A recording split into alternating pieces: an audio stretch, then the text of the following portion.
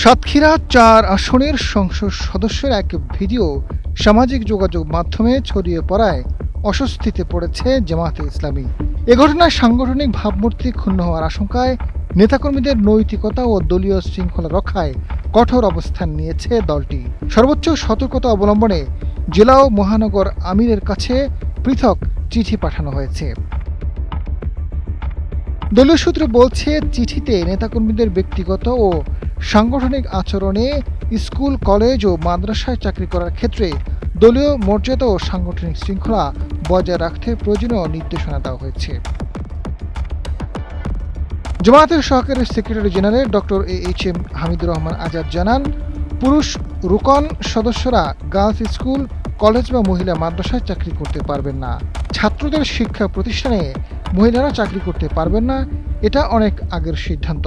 এটি চলমান একটি প্রক্রিয়া, দলের নৈতিক সিদ্ধান্ত। দলের কেন্দ্রীয় নেতারা বলছেন, জামায়াত একটি ইসলামী আদর্শভিত্তিক সংগঠন, তাই সাংগঠনিক শৃঙ্খলা ও নৈতিক মানদণ্ড বজায় রাখতে সদস্যদের কিছু নীতিমালা মেনে চলতে হয়। সাম্প্রতিক চিঠির সত্যতা নিশ্চিত করেছেন জামায়াতের সহকারী সেক্রেটারি জেনারেল ও কেন্দ্রীয় প্রচার ও মিডিয়া বিভাগের সেক্রেটারি এহসানুল মাহবুব জুবায়ের। তিনি জানান, ইসলামের আদর্শ ভিত্তিক রাজনৈতিক দল জামায়াত নৈতিক বিষয়ে সবাইকে সতর্ক থাকতে নিয়মিত পরামর্শ দিয়ে থাকে। অতীতেও রুকন ও শুরা সদস্যদের বিভিন্ন বৈঠকে এই ধরনের সতর্কবার্তা দেওয়া হয়েছে। আবারও সতর্ক করা হলো। ইসলামের দৃষ্টিতে পর্দার নীতি অনুসরণ করার উপর গুরুত্ব আরোপ করা হয়েছে। জামায়াতের মহিলা বিভাগের সদস্য মার্জিয়া মমতাজ এমপি জানান, এটি নতুন কোনো নির্দেশনা নয়। সংগঠনে বহুদিন ধরেই এ ধরনের নীতিমালা অনুসরণ করা হচ্ছে।